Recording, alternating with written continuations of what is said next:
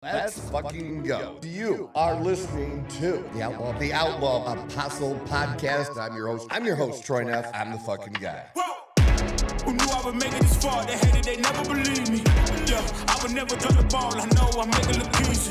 Yeah, Mayweather with the defense. I don't care what a critic got to say. I got them picking up the pieces. That to me, you really playing with your life. I'm about to come and run it all back. I'm the new era, about to snap back. You ain't fitted for it, cause you all cap like. Hold up, I shoot my shot, wait, hold up. I'm really about to run this go up. You know it's all net when it go up. Ain't got no other plans, you don't need to understand. And welcome. This is the Outlaw Apostle Podcast. I'm your host, Troy Neff. I'm the fucking guy. And the two other fucking guys are seated straight across from me. At the controls is Leo. Good morning, Leo, this Monday morning. Good morning, Troy. How you doing today, man? I'm good. It's Monday. I'm ready to take on the week. It was a little lackluster for sports this weekend. Did have the last F1 race now they have a little bit of a summer break. That was actually okay. That was entertaining. And we didn't watch it when the game was on, but we did end up turning on and replaying the WNBA All-Star game as well. So that's pretty much what you had for sports, other than, we're in the middle of summer for baseball. They got some decisions to make on trades and who they're going to keep, things like that. But yeah, training camp started. So, man, it just so fast. My year goes a lot since I'm so into football, and so is Dawn. My year really goes by football and just how fast that is, that we were just in Miami for the national championship game. And wow, now training camp. So good morning, Mikey G. Good morning to you as well, sir. Sounds like you had a decent weekend, but yeah, we're like 30-something days out from college football. I think a little over a month. So I'm ready for it. I'm fucking pumped. That's crazy, Yeah. crazy. Time flies when you're having fun. Yes, it does. And we will have plenty of fun. I think I told you that I got it because I've gone the last 2 years to the Fiesta Bowl, that we were able to purchase tickets early for that. So I already have my Fiesta Bowl tickets. Damn, that's crazy. You don't even know who the fuck's gonna be playing there. No. Probably somebody good, but yeah, but we don't care. Yeah. We just love to go. We've seen some really great games, some good teams. Was it 2 years ago we got to see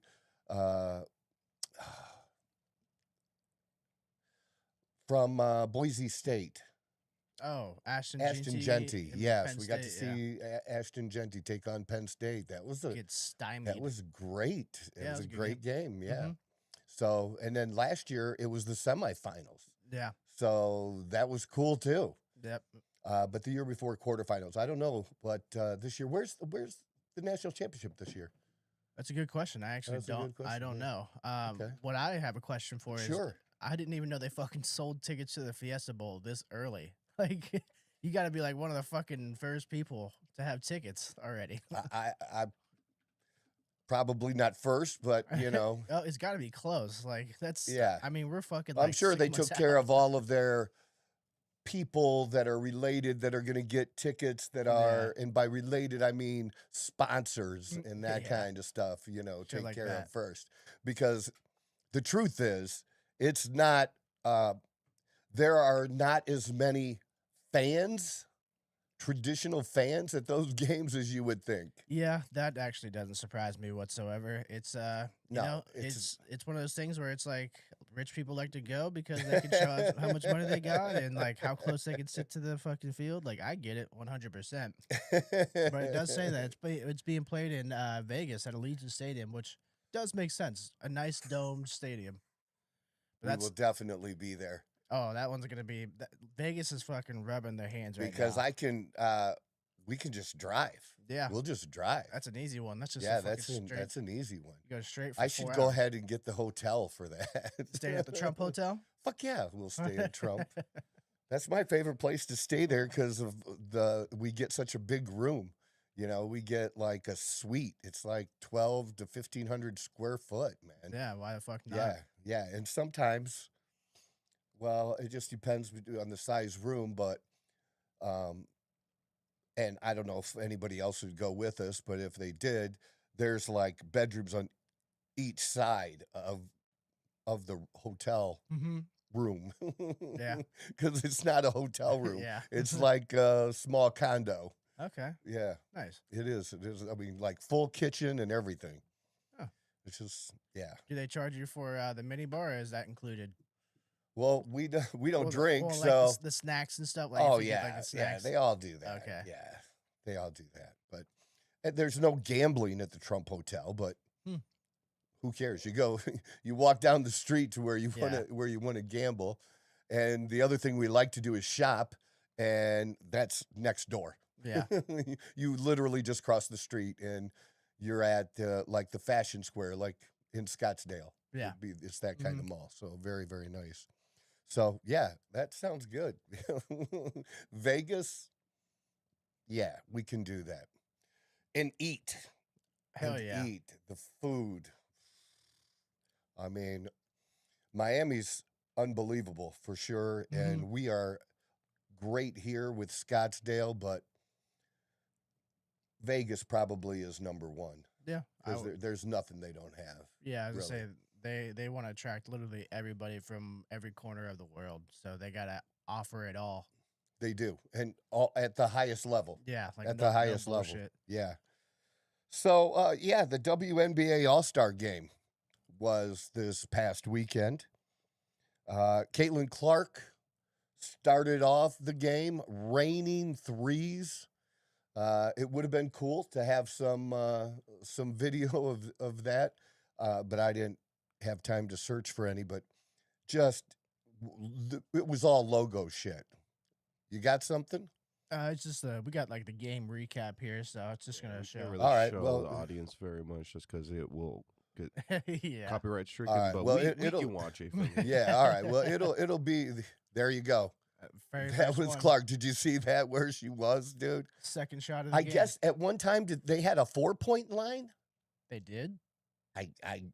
They were talking about it that they did at one time. I think maybe just for the All-Star game. I don't know. I mean, it makes sense, but I didn't even hear anything about that. Yeah. I mean, it was each player got their chance to shine. Yeah. That was interesting. Jacquel Jones, who's been an MVP of the league, who's been the MVP in a finals, was the All-Star MVP. So Okay. she's Nice. the first one to ever do that. Oh, pretty cool. Cover all the MVPs. You could call that like the career MVP. Yeah, pretty much. Yeah. Yeah. So yeah, that was good. There was no craziness, animosity. Nothing looked like that. I saw it was in Everybody Chicago. seemed to be pretty much getting along. What did you have? Were you doing something else? I think you're just Oh, pulling up, just yeah. messing around. I was Okay. just looking through them. Yeah. Okay. But I did see it was in Chicago though. I didn't realize it was there. Yeah. Interesting place for sure. Yeah. So yeah, they filled it up, Yeah, that's what I was 17,000. wondering. Yeah, their stadium. which is the same as we had here in Phoenix, 17,000 for a less than mediocre Phoenix team, and the Indiana Fever, who and Caitlin didn't even play. Yeah, everybody they just wanted to just get a glimpse. Yeah, but that sucks because that's like 2 years in a row now here in Phoenix. She's been hurt. Yeah. That sucks. Yeah. Wow. You get to watch her on TV. Oh my Oh lord. yeah. There was a dunk. There was a dunk. Holy shit. Is that who that is? Is that Jonquel Jones? No. Oh, I was gonna say, is that why she got MVP? But that is pretty cool. I gotta be honest. If you asked me if I thought there was a dunk in that game, I would say no. But there was. Yeah, I think it was for Seattle that there's one player in the league that's new and young that can dunk it. Okay. But her first year in the league last year, it was people talked about that she could, but it never happened in a game. Yeah. And so now happened in the, All-Star game, great. It would be cool to see it actually happen in a game. It'd be a big deal. A meaningful sure. game, at least. Yeah. Yeah, a meaningful game. So, kind of go along with that, because there was controversy leading up to the WNBA All-Star game. And part of that controversy had to do with Sophia Cunningham saying that women shouldn't have to play men in their sports, to protect women, to protect girls. And apparently, get this, and we had the other one with Brondello, the coach, for saying protected species, which is just so stupid. I get you. It was just so stupid. We went over it. Cunningham said she wants to protect young girls in the locker room from biological men, a phrase that GLAAD has identified as a hate term. I'm so glad that we don't have the hate laws that they do in Europe right now. Yeah. Because they could come show up at your house for this. Yeah. Because for telling the truth that biological men have advantages over women.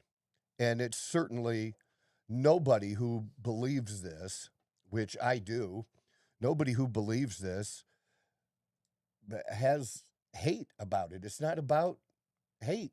I give two fucks if you want to dress up in a dress. I don't. But you got to stay in your lane when it comes to sports. Yeah. It gets old talking about it. And if you want to say, well, MAGA, we don't leave it alone.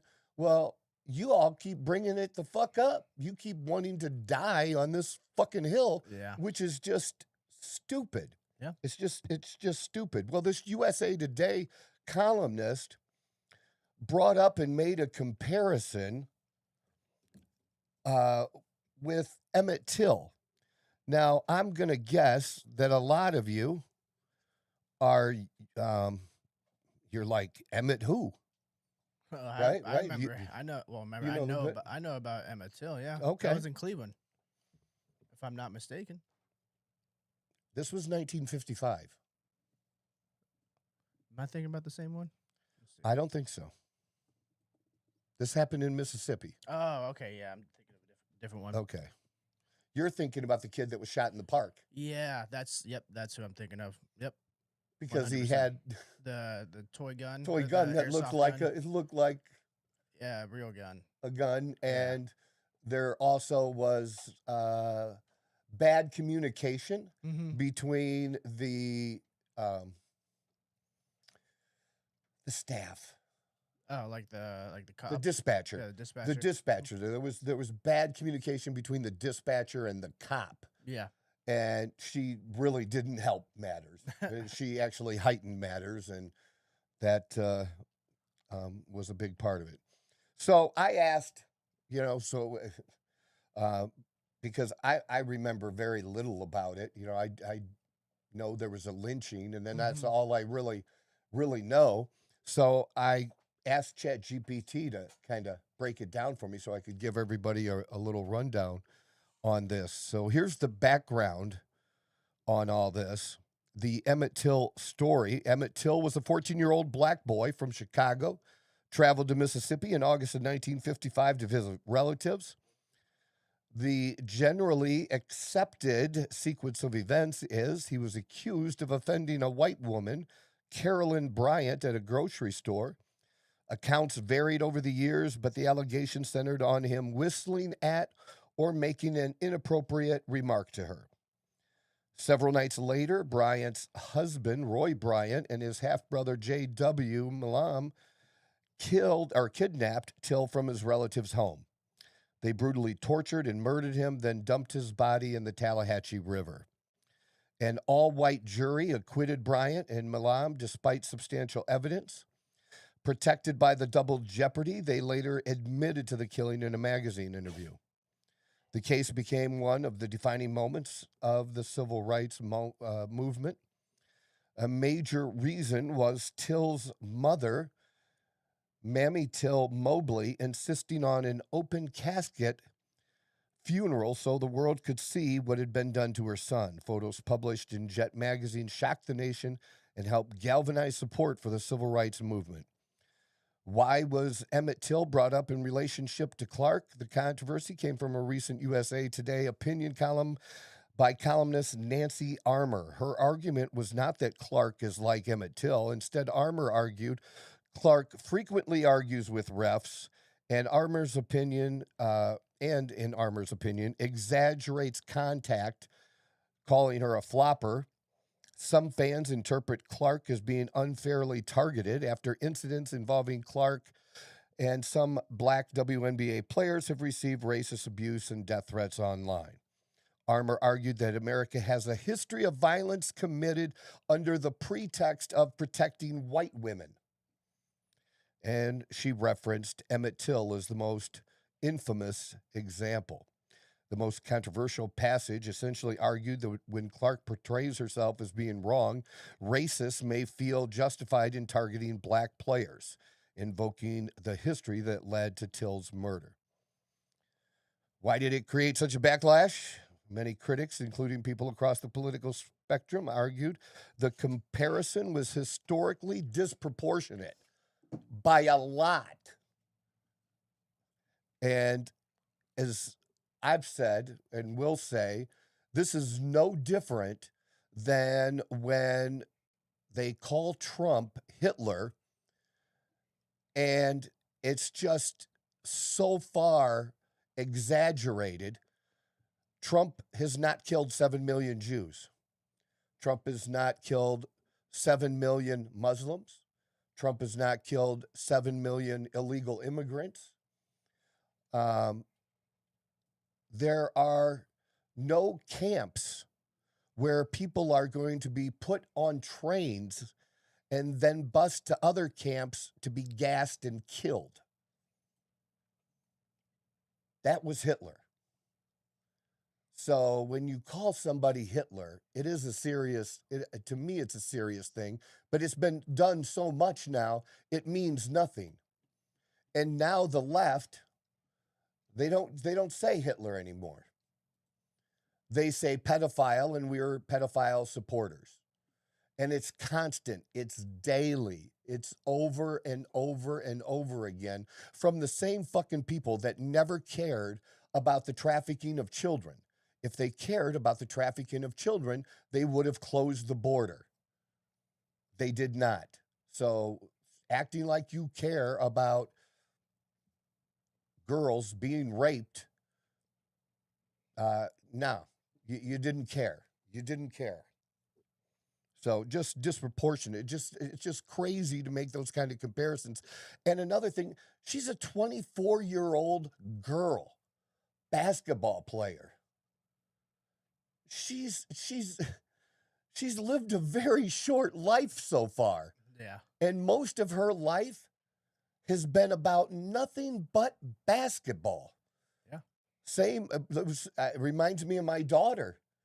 You know, my daughter ended up not playing soccer in college, but that was originally what the goal was for everything we did. And her whole life, from the time that she chose soccer as her sport, revolved around soccer.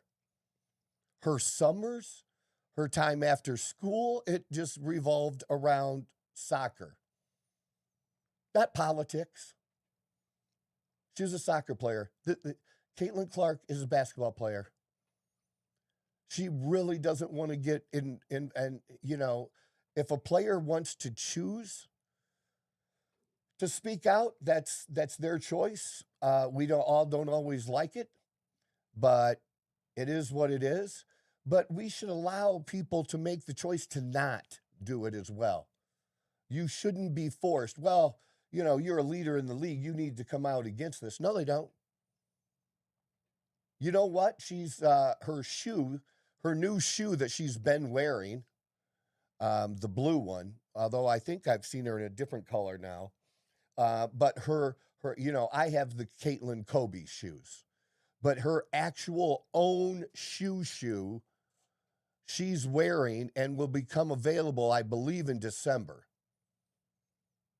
And I'm pretty sure she wants little girls to be wearing that shoe, or grown-ass men to be wearing that shoe, and whether they're Republicans or Democrats. Nike's paying her. She wants Nike to make enough money selling her shoe, and obviously it's very likely because the Caitlin shoe that with the Kobe style, the Kobe Caitlin shoe, sold out in minutes. Minutes, right? But that justifies the millions of dollars, the tens of millions of dollars that she gets paid for endorsing Nike and being their brand representative. That's probably a better way to put it. Yeah. She's paid to represent Nike and sell as many shoes as fucking possible.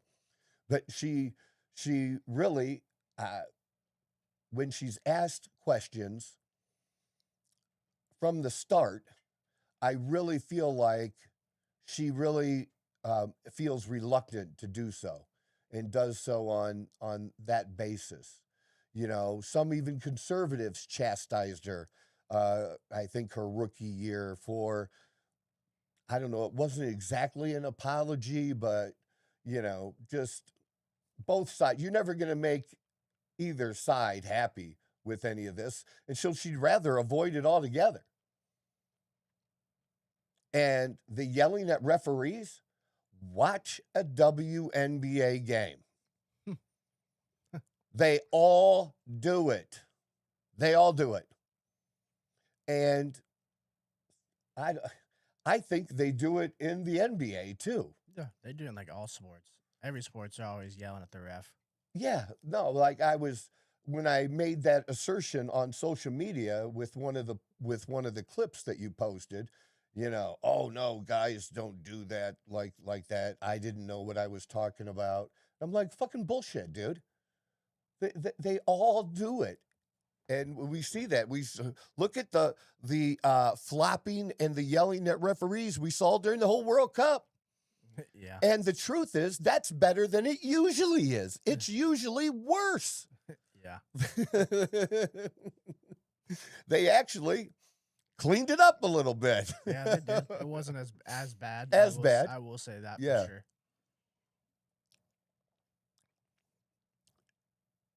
I'm tired of going backwards when it comes to race relations. I really, really am. But that's what it seems here. And look, nobody should take liberty at any time, and I certainly don't give anybody a pass when it comes to being a racist or saying racist things. But when you say such outlandish stuff, then it makes it harder when real shit happens to point it out, because you've exaggerated or used other examples that are just terrible. You got to pick your battles on how you want to do this.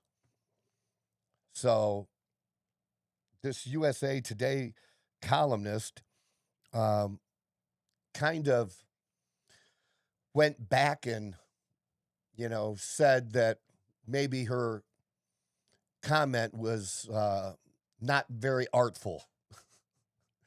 Okay. That's one way to phrase it.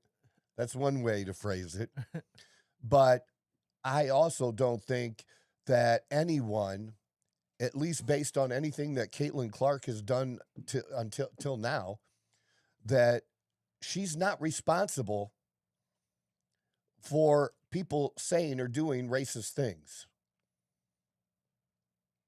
And I see racist things all day if you go on X.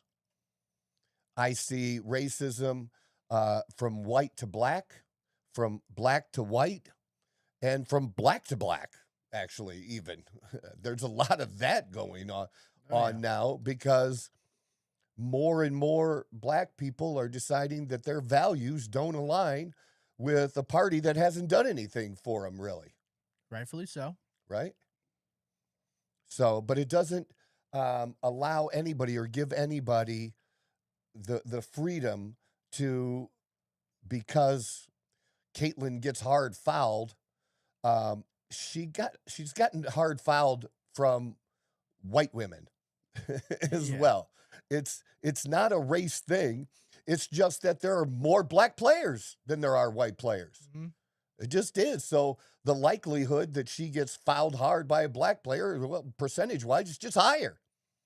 Just because that's who's on the fucking court, dude. Yeah. But it's not a racist thing. So I've seen that, and we've seen that, and I've tried to point out to people, it's not really just. Caitlyn has brought attention to the unnecessary physicality in the WNBA game. She has brought attention to it.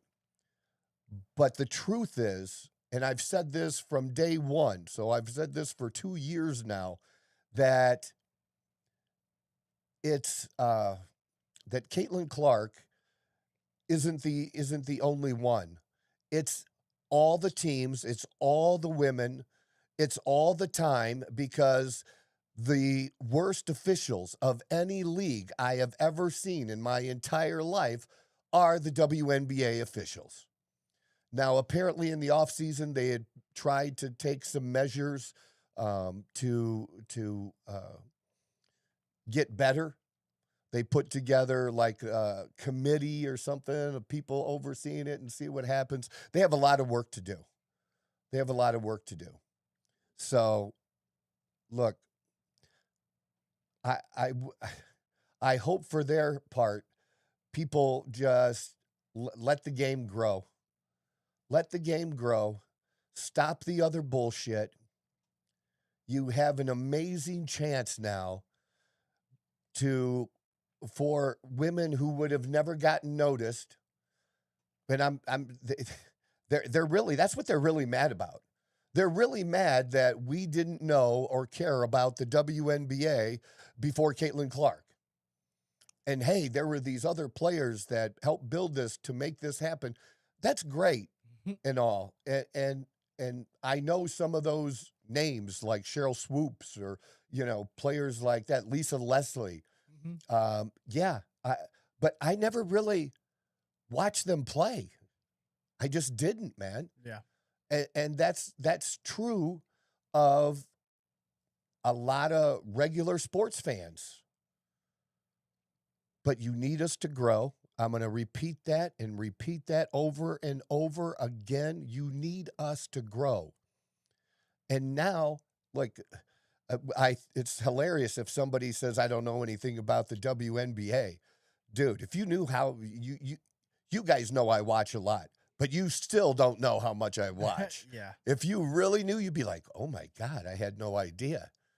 Yeah. I mean, we watch a lot. We might watch 2 games a night because we like live sports, Dawn and I, Yeah.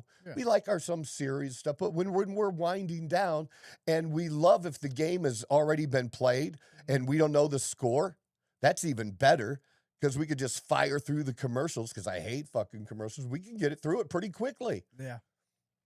By just doing that. And, Kelsey Plum, the new rookie Olivia Miles, Aziz Fudd rookie. I appreciate Asia Wilson and especially after her performance last year and what she did to the Phoenix Mercury in the finals that I was there for in person. The list there, I can give a list. for each of the teams, the guards like Courtney Williams that are just straight little hustlers, man, and ball distributors. And, I don't like the air balls, the number of air balls. I don't like the number of missed uncontested layups, but there's some really good talent. And the talent, the amount of talent is growing, it seems, right now.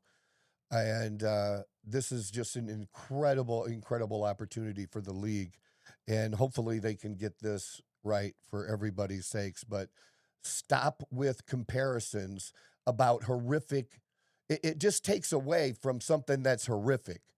The beating and killing of a young boy is not acceptable in any decade. It's not okay.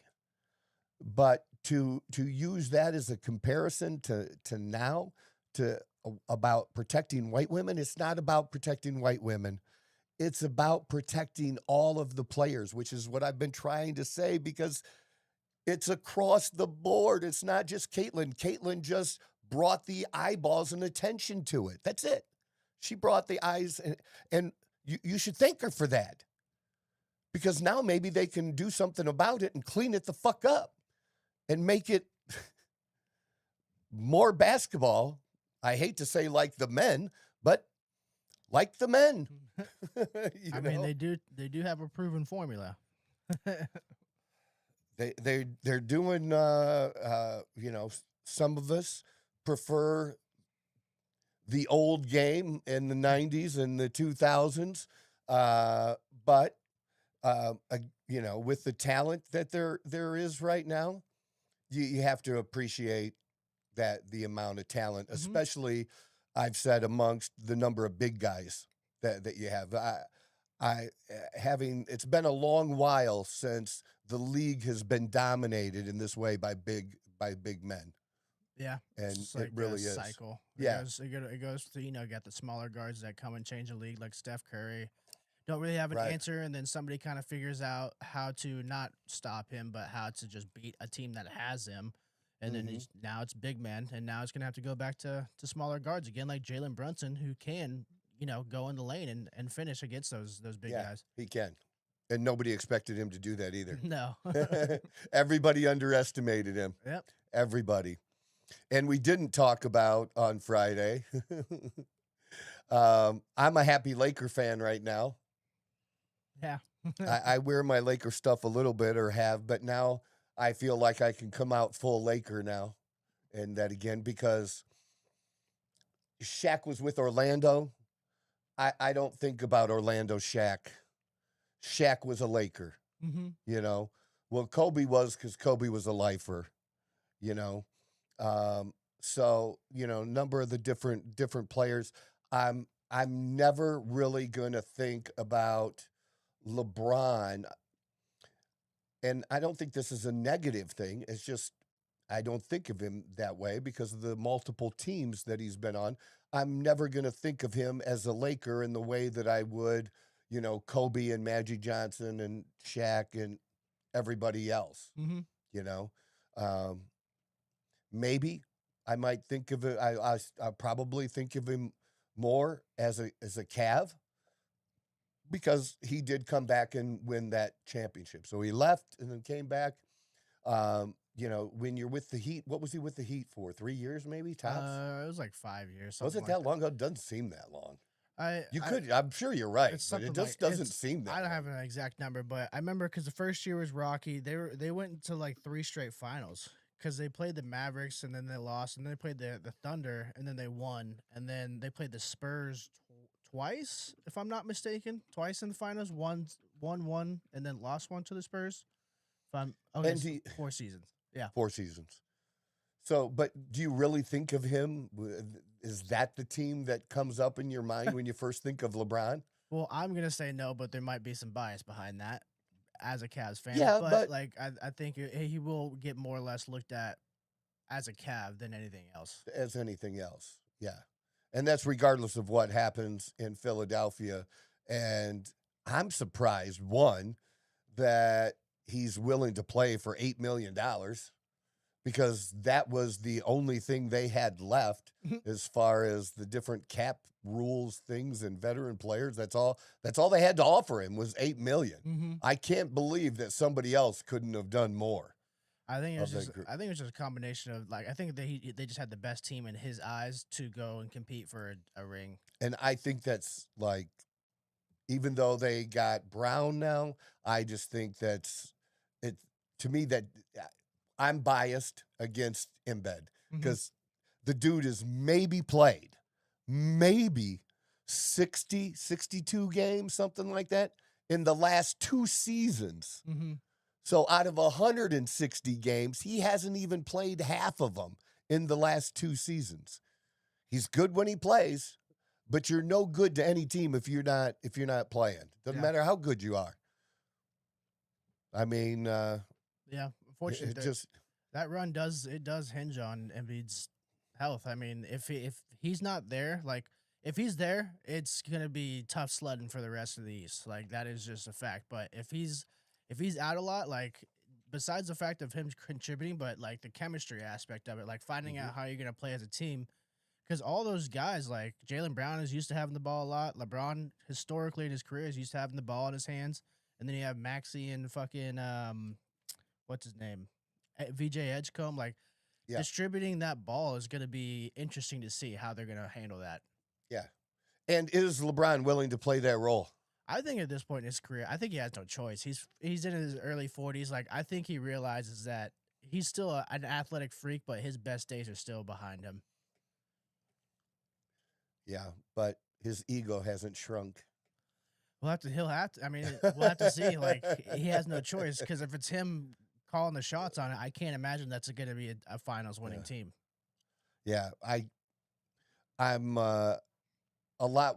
I do agree with the one assessment that a number of people made that he has an easier road to the finals by going through the East. Oh yeah. Absolutely. I will agree with that. But I still think I'll be shocked if the 76ers make the finals. Yeah. I will. I'll just leave it there. I think it's just going to be LeBron coasting most of the year, and then the playoffs is when he's going to give all 100%. But I don't think, there's going to be a lot of rest days for LeBron. That's for sure. Rest days. Don't get me started on fucking rest days, man. That's crazy. All right, next story, New Jersey. The Democrats in New Jersey reacting to an assault weapons ban smackdown by pledging more gun control. New Jersey Democrats are responding to a Third Circuit Court ruling. The ruling was handed down on July 17th. In that ruling, the majority made clear that the state's ban failed to survive the Bruin test, which is a 2-tiered test examining the history and tradition of firearms and firearms regulations in America. Politico noted that their response to the ruling is find a way to maneuver around an unfavorable legal precedent and put newly reworked restrictions in place. So basically, they're going to try to, once again, create unconstitutional law that will be challenged, and they'll lose again. Majority leader, the Democrat majority leader in New Jersey, pledging to pursue a new control that would mandate gun owners store their firearms unloaded and and locked in their home. That's useful. That's the most worthless gun is one that you can't get to, and if you were able to get to it, is not loaded.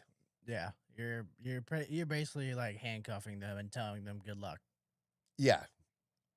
That's just insanity, dude. Meanwhile, the guy breaking in their house, he's locked and loaded. He's locked and loaded. Ready to go. Yeah. Yeah. We're constantly wasting time and energy and money focused on things that are settled business. The ruling happened. It's the ruling, said Assemblyman Brian Bergen. They can challenge it, but I don't want to see them do is all kinds of bills against the wall to see what sticks.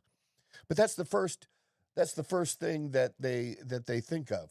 They lose, and their first thought is to create more bills, more laws that target assault weapons, and basically, let's just say semi-automatic rifles, because assault weapons is a term. Assault weapon is something that was made up.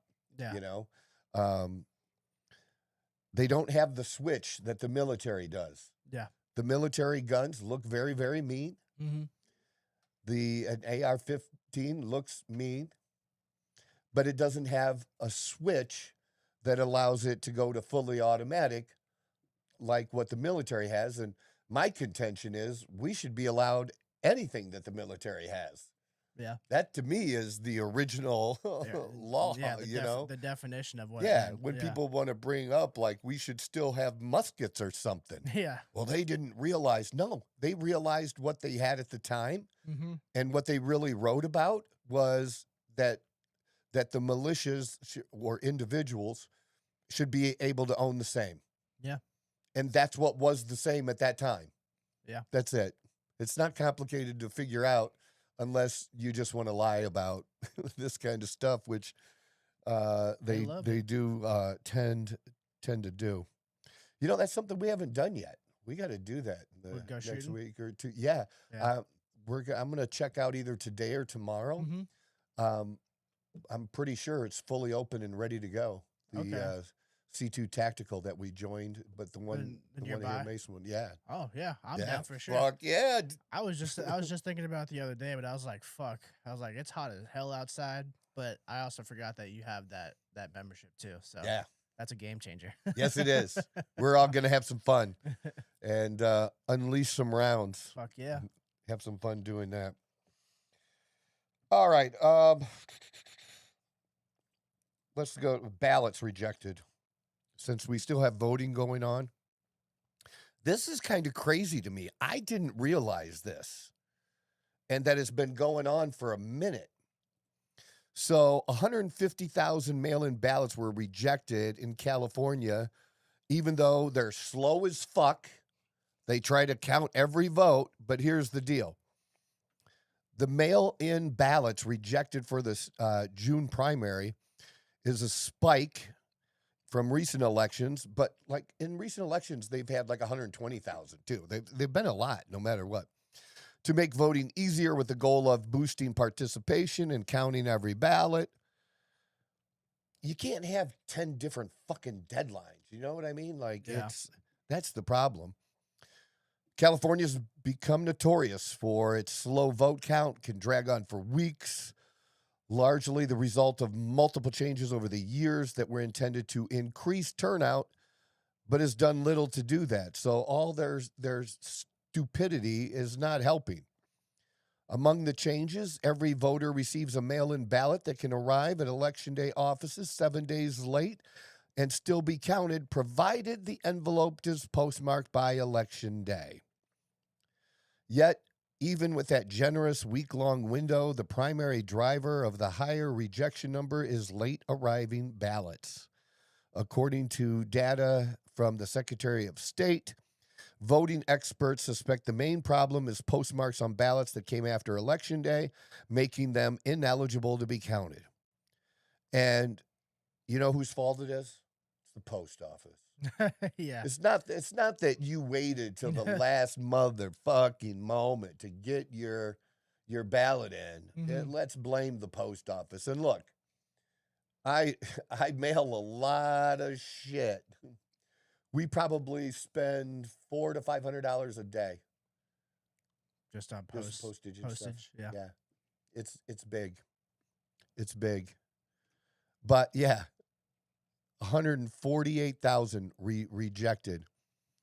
That's up from 108 and 105, but still, you know, why don't you have if you want to mail in vote, you should be given up to, it should be postmarked 7 days prior to Election Day. 7 days prior. That way, it's going to be there on time. Mm-hmm. And the postmark is going to be on time. And if you can't, you've had the ballot for a fucking month. If you can't get it there a week before, if you can't drop it in the mail a week before, we're not disenfranchising you, but you're just going to have to show up at the voting booth to vote. Yeah. That's all. Mm-hmm. That's not disenfranchising or keeping people from voting by doing that. That doesn't seem like a hard change to make. And that's just me thinking off the top of my head. What can you do to make this, easier? And I mean, I'm pretty sure California is one of the places that allows harvesting and shit too. Yeah. And you still can't. People are trying to get your vote, put it in a basket and drop it off for you, and you still can't motherfucking get your vote in. I was gonna say, if it's important to you, you will get that vote in. Though that's for somebody to try and cite that as the reason why they couldn't vote. If it's important, you will get it done. I have a story. So 2016 or 15, right? Mm-hmm. My daughter was in college. Somehow, her home address was Tennessee because that's where her mom was, right? My daughter went to Alabama. Somehow her mail-in ballot, shit got fucked up. She drove from school in Alabama home to Tennessee to vote because it was that important to her and it was her first one. And she did vote for Trump because I'm her dad.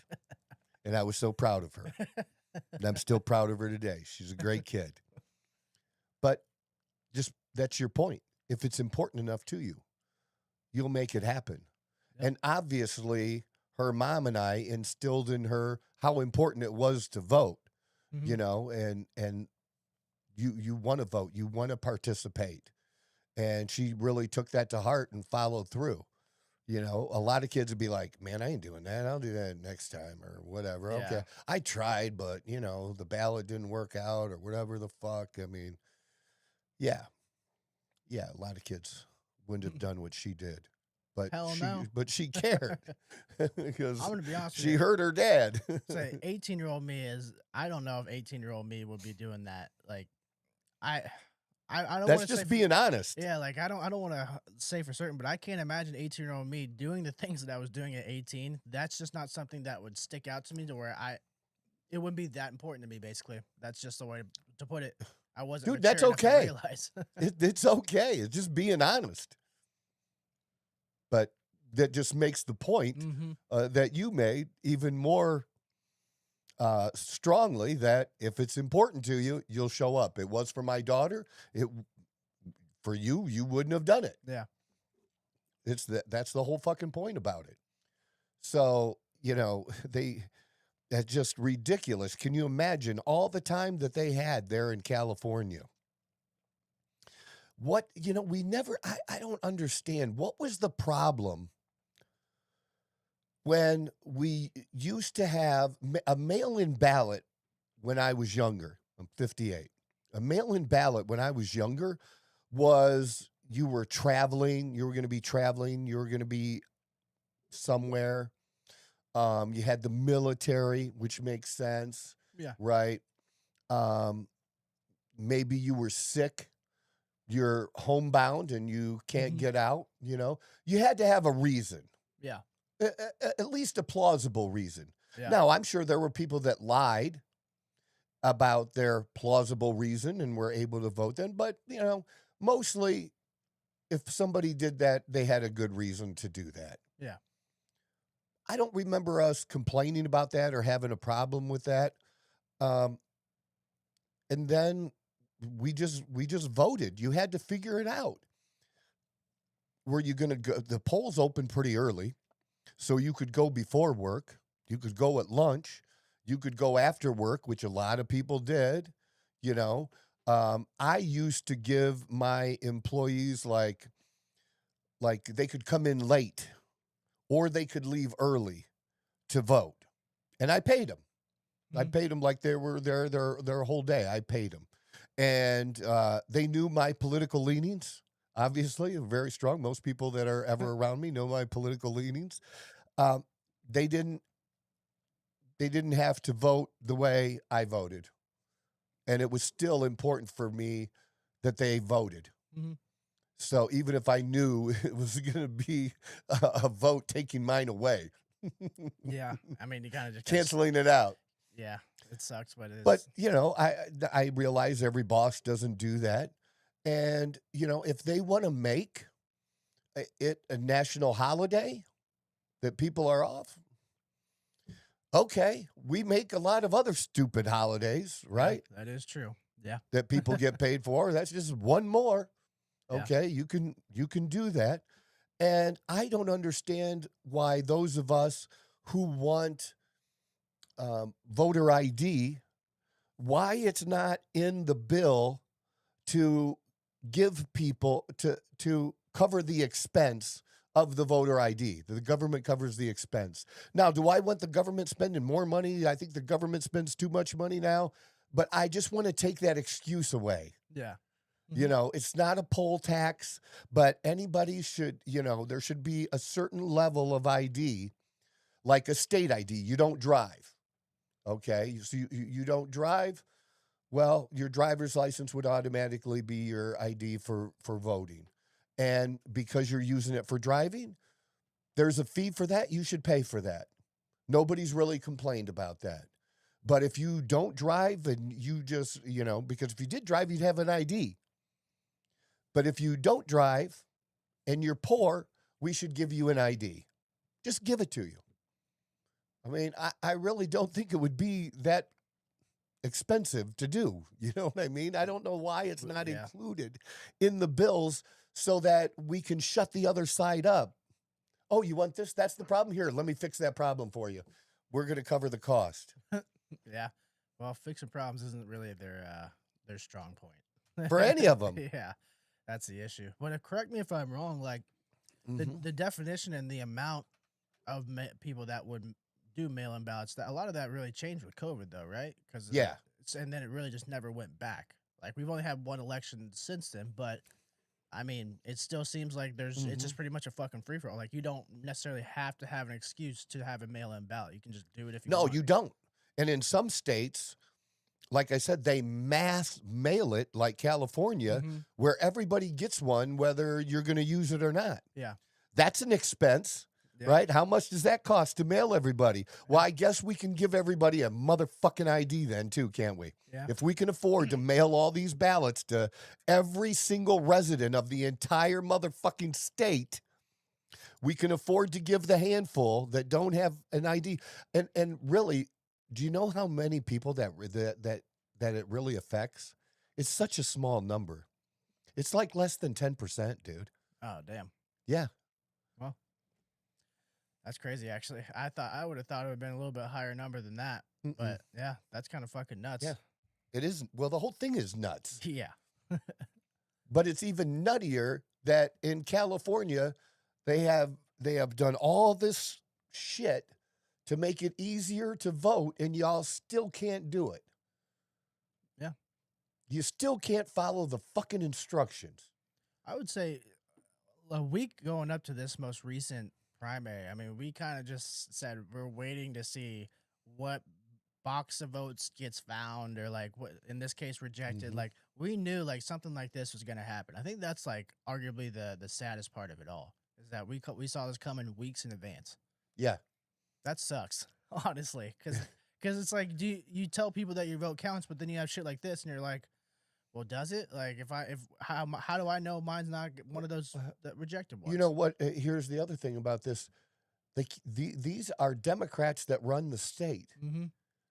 Republicans have no say in what happens in Democrats. They're just bystanders. Yeah, really. If you're a Republican that got voted into office in California, you're just a bystander. Yeah. This is all Democrats doing. You can't blame the Republicans for this. That 150,000 people didn't get their vote counted. They will, though. You created the rules. You made the rules. It's all on you. And you do all that, and it still doesn't work, which just means people procrastinate. Oh, yeah. And you got to have deadlines. Look, as a financial advisor, when I did financial plans until I had a big enough staff that somebody else actually did the input for the plans into the software and stuff, I had to, like, you would see me, and I'd take all your information, and we schedule your appointment from 2 weeks from that date. Dude, I didn't work on that plan the next day. I worked on it the last 2-3 days before the appointment. Yeah. That was my deadline. That's who got done. Yeah. That's how it, works out. That's how it's supposed to be. Especially when you're offering a service to people, like, I got it done by the date that I promised them by, but when I started it, like, I don't know, I like the pressure, the final thing, you know what I mean? That was for sure. That's what was motivating to me. Yeah. It's not motivating to have it all done 2 weeks early. Yeah, that is true. And things change, you start tinkering here and there, and then next thing you know, you're working over the course of multiple weeks rather than just last few days. Yeah. And it's even better when you can hand it off to an employee. Yeah. Yeah. Then, I can task them to have it done in 2 days. Yeah, for sure. And it'd be 2 weeks early. Yeah, for sure. But yeah, more of the same. Just exactly what we expected. We didn't know how it was going to happen. We just knew it was going to happen. And it fucking sucks because it doesn't stop. Well, just stop telling me how great y'all are in fucking California. Yeah. You made the rules. You can't get the shit done. That's just crappy. All right. Let's do the Alan Richardson. So here we go. Now, I am, I've talked about it before, how I'm a fan of the series Reacher. And a big fan of it. It's great, and he's perfect for the role. Like, perfect for the role. Now, even though he's attacking Trump, when the next season comes out, honestly, I'm still going to watch it. It's not going to make me not watch it. White House responded to his takedown of politicians over the government's handling of the Epstein files. Statement to Entertainment Weekly, White House spokeswoman Abigail Jackson said, just as President Trump has said, he's been totally exonerated on anything related to Epstein, and by releasing thousands of pages of documents cooperating with the House Oversight Committee subpoena request, signing the Epstein Files Transparency Act, and calling for more investigations into Epstein's Democrat friends, Trump has done more for Epstein victims than anyone before him. Meanwhile, Democrats like Hakeem Jeffries, Stacey Plaskett have yet to explain why they're soliciting money and meetings from Epstein after he was a convicted sex offender, she said.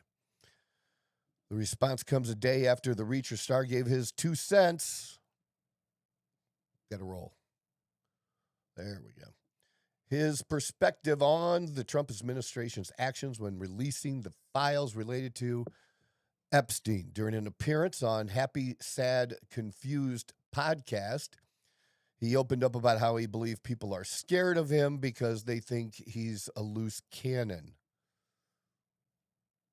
And I'm just saying the shit that everybody should say if they give a shit about humanity. Richardson host, he said to Richardson host Josh Horowitz, and why am I an exception to the rule, bitch? Everybody else speak up. You are all feeling the same thing, you idiots. Like, get loud and stop kowtowing to the wrong people. Stop bowing down to people that have power. You got power too, man. The power is in numbers, he called. Visiting the Armchair Expert podcast hosted by Dax Shepard and Monica Padman, during which Shepard suggested he should let go of that stuff. I'm like, let go. I was like, everybody else should have it. Everybody else should feel like I feel, the actor declared. So he just goes on a rant about this. Look, I still support Trump, and I want more information. If there's more information to be released on the Epstein files, I want it. I also want people to be investigated that should be investigated. And I can give you a perfect example, and that's Les Wexner. And I was very disappointed in some of the hearings they had that Republicans didn't even show up for those hearings. Like, how the fuck can that happen? How is it that you can't be there to ask questions, especially of somebody like Wexner? He's a billionaire. Who gives a shit? You know, he's the one that gave Jeffrey Epstein that $80 million pad in New York. Gave it to him. Must be doing pretty well then. I mean, was he blackmailed? You know, was it a gift for the hand jobs he was getting on his massage? I don't know, but something's not right there. The dude is still alive, and he should have to answer for his relationship with Jeffrey Epstein. That's just one example. Yeah. And I want evidence. I'm tired of hearing people say things without evidence or calling people certain things without evidence. Let's have the evidence. And let's say, you know, things end up like this at Trump's end of 4 years. There was nothing really stopping Biden from dropping the Epstein files. Mm-hmm. And there won't be anything stopping the next president, Republican or Democrat, from dropping more Epstein files, if there are more to be dropped. Yeah. You know, just because I want that doesn't mean I don't support Trump. I support Trump because until you show me evidence that he's a pedophile, a legitimate pedophile, then I'm not inclined. Yeah, based on what we have. The one thing I've seen in because I posted clips in the past where you've mentioned the same exact thing, like Biden had time, or even the comments replying to people. Yeah. And just to paraphrase, it seems like they all had the same response of, "Oh, it's not Biden's fault. It was caught up in the legal system and in the courts and blah blah blah." Like, you want to talk about excuses? Like, are you kidding me? You couldn't make that happen. Here's the thing. Anything that the FBI had or the Department of Justice had, Biden could release. Mm-hmm. What Biden couldn't release, and what Trump tried to release but couldn't, was depositions in a court case, and the judge said no. Yeah. And it would have been unusual. It can happen where a judge will say, well, it's better for the people to know. And, you know, and I think he should have used that judgment that to be able to do that. But everything else, besides those depositions, they had to have, that's the legal part where they had to have that. Depositions are just depositions. Each side has their own. They're telling their own story. Just because it's like an allegation. There's lots of allegations. Doesn't mean they're all true. So until you actually have the real proof, and again, I'm not against those depositions becoming public, but I don't have the power. The president doesn't have the power. And the president has tremendous power in allowing, in declassifying stuff, but that's not his to declassify. If it was evidence in the DOJ, he has the power to declassify it. If it was the FBI, he has the power to declassify it. With the court, I don't know where y'all went to fucking school, okay, but that's the third branch of government, okay? Trump has the power over the executive branch. He doesn't have power over the justice Yeah. system. He just doesn't. He's gotten rulings that have been beneficial to him, which other presidents will benefit from, and he's gotten rulings that went against what he was trying to do. But he doesn't have the power to overrule that. Yeah. It's that simple. But I don't think most of the people that you point out like that, I don't think they just don't know enough because they just hear a few things from a few other people or that Some real somebody smart else guys. says. Yeah. Yeah, it's just not it's just not the you know, That's just not the story. That's just just not trying the to story. paint. Well, regardless of how you believe it went down, to sit there and say that he couldn't have played his hand and somehow have these files released at any point at all. Yes. And there's no way that if we're talking about it, they definitely were fucking talking about it. Especially with the campaign coming up and how hard they wanted Kamala to win and everything like that. Like, they would have played that card. Look, they lied and planted and tried to plant evidence. They tried to create evidence that wasn't there. They tried with Russiagate and everything else. They tried to use lies to bring him down, right? Mm-hmm. Of course. If they had access to the truth to bring him down and they didn't use it, that's the dumbest fucking thing in the world. It's just common sense of how you measure this stuff out. Like, they hate him so much that the ends justify the means. Oh, yeah. They absolutely. don't care as long as they can bring him down. And they had access. There's a smoking gun somewhere that after all this time has not been revealed. That'd be the biggest political blunder of all time. To not utilize Dude, that. their whole base would set the Democratic Party on fire. Yeah, absolutely. Because there's people that genuinely, whatever their reasons are, they genuinely just don't like Trump. And if they even knew that the ones that they supported didn't use the most damning evidence to prevent Ever. him in office, they like how could you ever trust them again? I mean, I'm sure they would, but like realistically, how could you? Right. I mean, it's a fucking slam dunk, and they're just like, no, we're gonna pass it. We're gonna go for the assist, and the guy's gonna miss the layup. Yeah. That's basically what it is. The easiest thing they could have done. But they didn't because they couldn't. Yeah. Simple definition there, in my opinion. Yep. They lied about the Hunter Biden laptop. Yeah.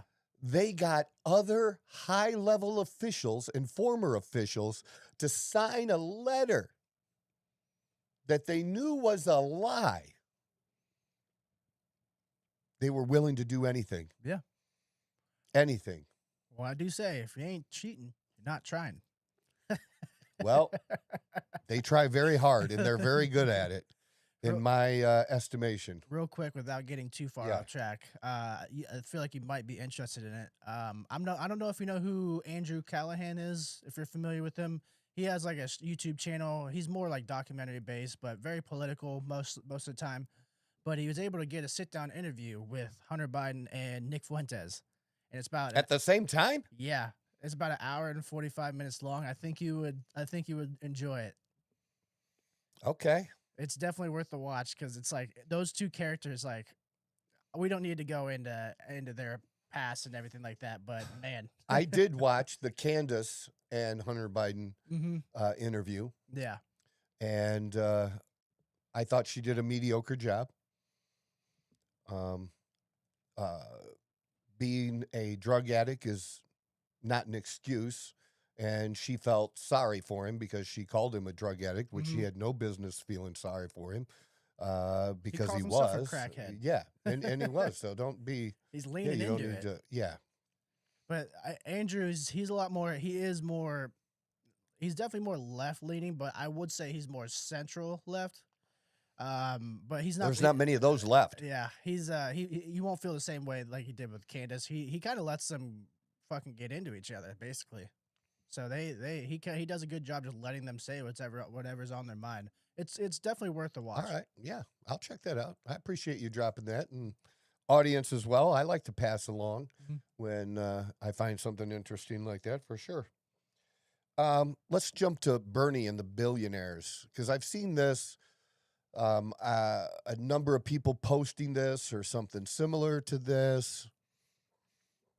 Also with taxes, I've seen people posting it related to Social Security, because if you make $50,000, you are going to pay Social Security, your part, on all of that $50,000.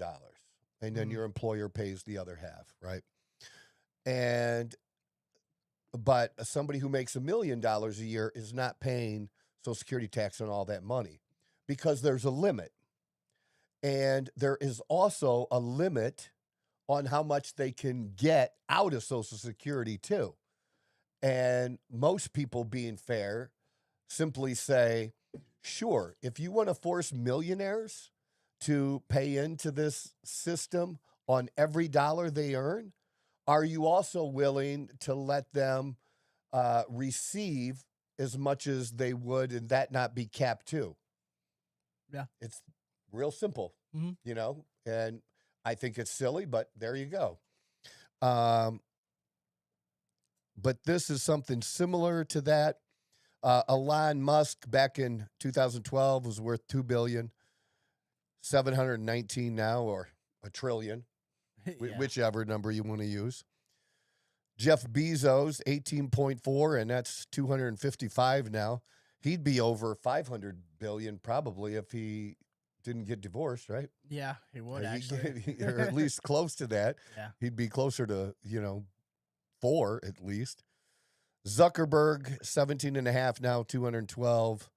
The federal minimum wage back in 2009, 725, and in 2026 is still 725. We again, this is Bernie Sanders post. Obscene. We must raise the minimum wage to a living wage. Everybody who says this is pretty much never started a business from scratch. You know, to start out, let's just use $30 an hour. If somebody wants to start a small business, most small businesses aren't, unless they're like got funding backed by some serious funding, aren't going to be able to start out paying the person answering the phones $30 an hour, you know? And I'm not sure, I don't know what a living wage is anyways. It's just a made up term. It's different, you know, what it costs to just buy the basics is different, depending on where you are in the country. And I don't think, at least personally, my view is that I should not be kept from working for whatever I agree to work for. That's my choice. That shouldn't be the government's choice or forcing me to do it, or the employer. Now, the federal minimum wage, interesting enough, they looked it up on PBD podcast that I heard. How many people do you think earn the federal minimum wage of $7.25 in the whole country? I was just about to say, like, I don't know anybody that works for that amount. I mean, I'm not going to sit here and say no one does. I'm sure there's some, but, like, I personally have never met anybody that's worked for that amount. And when it was during high school, and it was, like, our fucking first jobs. What's that? A lot of, like, food industry, like, waitresses and stuff like that, probably. Yeah. They get the tips and I on think top, they though. have an exception to whatever the federal and state law. So they're not even included in this. Sometimes they make less than minimum wage because of the tips that they get. Right. So I've seen somewhere like their paychecks hourly, paychecks that hit their accounts like $4 something an hour. Yeah. But like they supplement, they get good tips, so it evens out. But like still, that's fucking crazy. Where I eat, Yeah, I'm sure they're doing fine. where I eat, you know, they can make $100,000 a year. Oh yeah, absolutely. Being a waiter where I eat. And in fact, we did Saturday night, we went to Toca Madera, which, my God, I should go to that place every fucking weekend. Yeah. The food is so incredible there. I mean, and not one time have I ever sent a steak back, and the just dead on service in everything. Mm-hmm. And we got a little help with our bill because we knew someone, and we appreciated that he did that. So my bill should have probably been around $300. It was $168. My tip was $170. Yeah. I tipped more than what my bill was. Yeah, I mean, Because I tipped more based on what my bill would have been. You know what I'm saying? Does that make yeah. sense? Mm-hmm. And that was close to 50% then, if you look at it that way, right? Well, that's the whole point of tipping, though, is like you felt the need Oh, to yeah, because it was worth it. It was worth it. And look, I got taken care of. I'm going to, he took, this executive person took care of me. I took care of the staff. Mm-hmm. You know what I mean? For sure. I didn't short the staff because he gave me a discount, and I'm only going to give 20% of this lower bill. Yeah. That would be being a dick to me. Yeah. I'm not a dick. It's not one of those tablets where they just fucking turn it around. And, how much do you want to tip me? It's like, It's so funny when they're like not sure when they bring the bill over and I just hand them my card that I'm not looking at the bill at all. Sometimes they're like, hesitate. yeah, right. No, it's good. Just go run it, man. I say, It is what it is. We already ate the food. I would say, Yeah. in their heads, all they hear is cha-ching. They're like, hell yeah. No, okay. Just give a guess number. How many people in the country work for $7.25? I'll say 500,000. That's probably a terrible guess, but I don't think that's a terrible guess. Leo, you got a guess? So 3% of what do we want to say? 300,000 that or 300 million? I'm sorry. that's Or 250. How many workers are there? I have no clue. We can Yeah, definitely look this up. do the math. Look up how many adults work. What's the number of adult workers in the U.S.? So I got it. Says 162.26 million people are employed in the United States, and then let's just do how many workers in the U.S. make. No, don't do that one yet. Do 3% of that. What's 3% of that number? 3% of that. Mhm. You're gonna make me do math this early. You can make ChatGPT do your math, or we can make Siri do it. All right, what's 3% of that? Yeah. All right, let's take a look-sees here. 4,867,920 is 3% of 162,264,000. You said 500,000. He said a little over 4 million. Yeah, 79,000. that make minimum wage. Like That make that's 7 that make the federal minimum wage, because most states have a state minimum wage that's higher than the federal minimum wage. I wonder. So again, we're arguing about something that affects a tiny, tiny number of people. Yeah. A tiny number of people. And I always point this out too. If you work for an employer that's paying you minimum wage, state or federal minimum wage, and after a year you're still earning that minimum wage, you should quit and get a different job. Because at that point, you should have some history of showing up on time. That's number one thing. I showed up on time. I never called off. So when I go to somebody else, I can say that. I can put that in my resume. I never called. Why are you leaving your current employer? I'm looking for someone who values my time and can train me to, grow, do better things, have better opportunities. And I put a year in getting this federal minimum wage or state minimum wage, and I proved that I'm reliable. I showed up every day, and I never called off. Somebody will pay you more. Mm-hmm. Somebody will pay you more. I mean, right now, I know at Mountainside Fitness, I see it in the Queen Creek Facebook page all the time, where parents, my God, parents are like, do you know where Jimmy can work? he's 16 and he really, really wants to work, you know. I don't know, kick Jimmy in the ass and go tell him to go out and apply. look, you know. Yeah. But Mountainside Fitness right now, they need some trainers, but you have to have some qualifications to be a trainer there. But they have maintenance, and they also have people that greet, you know, or work the desk.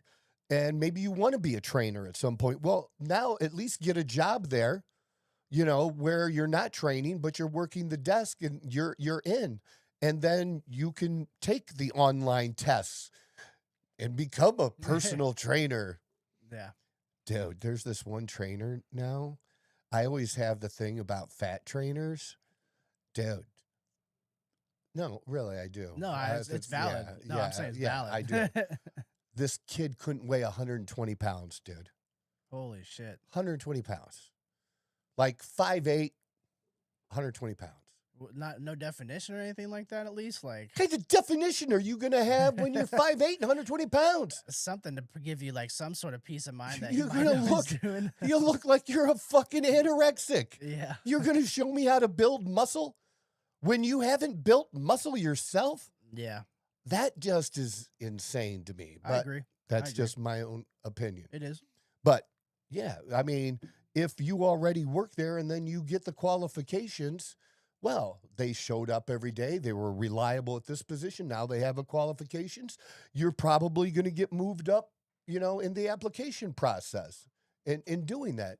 But my whole point is, I feel like every place is hiring. That's what it seems like.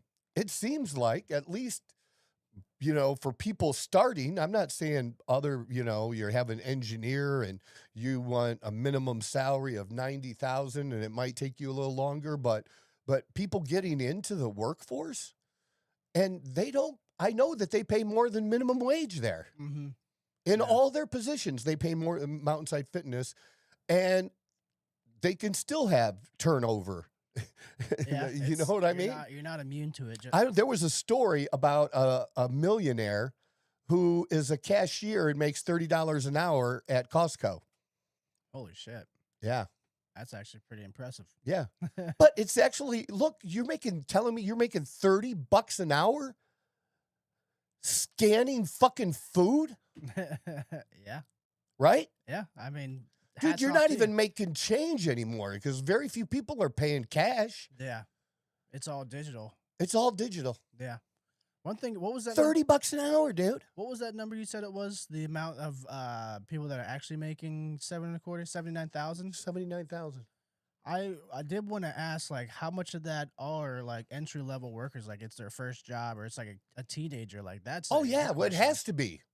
Like, because I would imagine I'm willing to wager that it's more than half, right? It's got to Yeah. be. Oh yeah. Well, put it in there. Of the 79,000 people that are making federal minimum wage, what are the jobs that are paying those 79,000 people federal minimum wage? What are they doing? All right. Don't fail me now, Gemini. Pressure's on.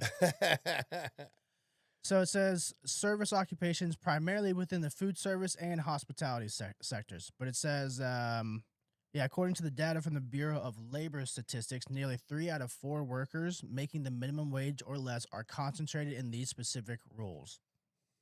And food service, I mean, I'm not going to sit here and say it's all like entry-level workers, but there's a lot of first-time employees that are in these food service jobs. That was my first job. Dude, but most of them now are paying $15, Oh, yeah. $17 an hour. In-N-Out starts out at like 19.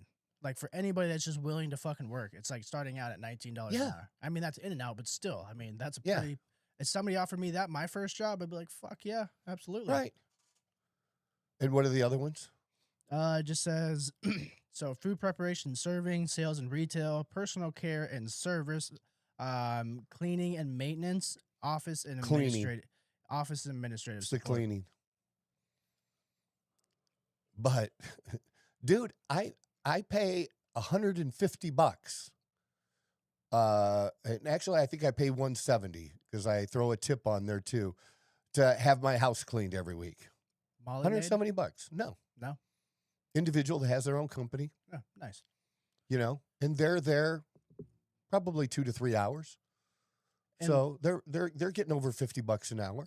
Well, the personal care and service, some of those, it seems like it's more like, because like it mentions hairdressers here, but correct me if I'm wrong, they tip their hairdressers, right? Yeah. So, I mean, they're getting on top of that. So yeah, but even at like Clips or whatever, mm-hmm. they're at least paying 12 to 15. Yeah. Mm-hmm. You have to. If but where the fuck are these 79,000 jobs? Are they in Arkansas? That is a good question. Right? Isn't it a good question? I love doing this. Asking questions and getting answers to this. Where are these 79,000 jobs? Is it Arkansas? He just said concentrated in the southern United States. Yeah. So top. You mean states, where the cost of living is lower? Yeah.